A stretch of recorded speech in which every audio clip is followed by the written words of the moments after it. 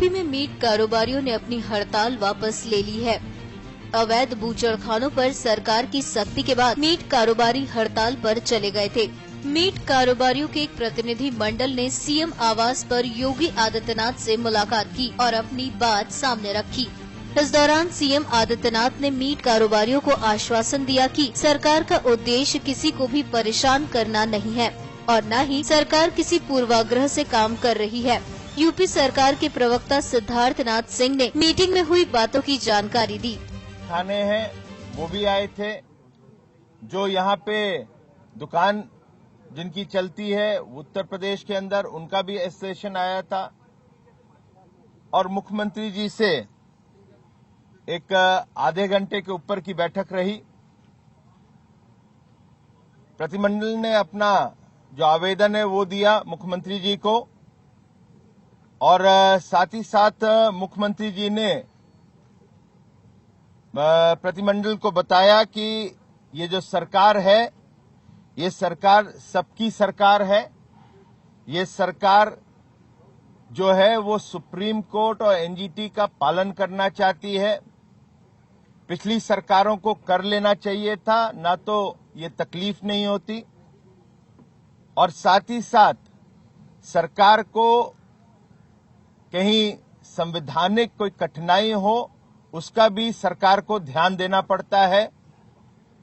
और साथ ही साथ मुख्यमंत्री जी ने ये भी कहा कि पूर्वाग्रह से कोई भी ये सरकार काम नहीं कर रही है और ना ही इस सरकार ने कोई भी निर्देश किसी भी अधिकारी को दिया है कि तो आप चेहरा और जाति देख के कोई काम करो, और कोई भी जाति और चेहरा देख के कोई भी अधिकारी, और ये विशेष रूप से मैं फिर दोहरा रहा हूं मुख्यमंत्री जी की तरफ से, कोई भी ऐसा काम करेगा तो उस पे कड़ी कार्रवाई होगी। आज के बाद अब इसको टॉलरेट नहीं करा जाएगा, ये स्पष्ट करा है। और साथ ही साथ हम लोग को खुशी है सरकार की तरफ से कि जो डेलीगेट्स हैं सभी ने एक स्वर में मुख्यमंत्री जी की बातों को सराहा है और उसकी तारीफ की है। सीएम से मुलाकात के बाद कारोबारियों के प्रतिनिधि सिराजुद्दीन कुरैशी ने सभी मीट कारोबारियों से लाइसेंस लेकर वापस काम पर लौटने की अपील की। वो बहुत ही कामयाब मुलाकात मैं उसको कहूँगा, इसलिए कि उन्होंने हमारी बात को 30 मिनट से ज्यादा सुना और हर एक आदमी को बोलने का मौका दिया। हर एक आदमी की तकलीफ को उन्होंने महसूस किया, लेकिन उन्होंने एक बात बिल्कुल साफ तौर पे कह दी है कि मैं कहीं भी ये नहीं चाहता कोई भी अधिकारी जो है वो हमारे किसी पावर का नाजायज इस्तेमाल करे, और अगर कोई भी अधिकारी कोई ऐसा काम करता है तो उसको हमारी नोटिस में लाइए और हम उसके खिलाफ एक्शन लेंगे।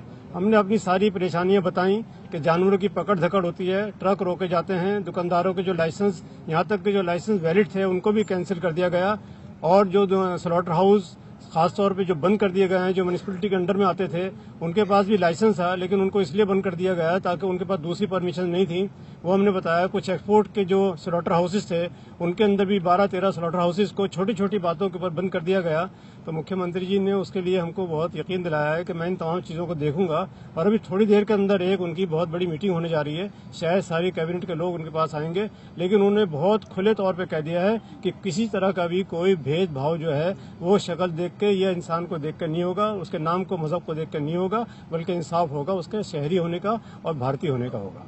ये बहुत अच्छी बातें उनसे कही है, और मैं अपने इस माध्यम से अपने तमाम भाइयों से अपील करना चाहता हूं जिन लोगों का कारोबार है उस कारोबार को वो तरीके से शुरू करने की कोशिश करें, और चाहे उसमें 1 दिन 2 दिन के बाद जानवर आने शुरू हो जाएंगे और उनको अपनी दुकानें खोलें वो, और लाइसेंस जो है वो अप्लाई करें, और लाइसेंस जो है ये प्रशासन उनको देगा। स्लॉटर हाउस जो है जो ठीक हो सकते हैं उन स्लॉटर हाउस की बात हुई है वो ठीक होंगे, और जो एक्सपोर्ट के स्लॉटर हाउसेज है जिनमें छोटी छोटी कमियां हैं वो उनको हम ठीक करके बता देंगे। यूपी में मीट कारोबारियों की हड़ताल की वजह से 5 दिन तक नॉनवेज की दुकानों पर सन्नाटा पसरा रहा। एक अनुमान के मुताबिक मीट की दुकानें बंद रहने के कारण हर दिन लगभग 15,000 करोड़ का नुकसान हुआ। NMF न्यूज की रिपोर्ट।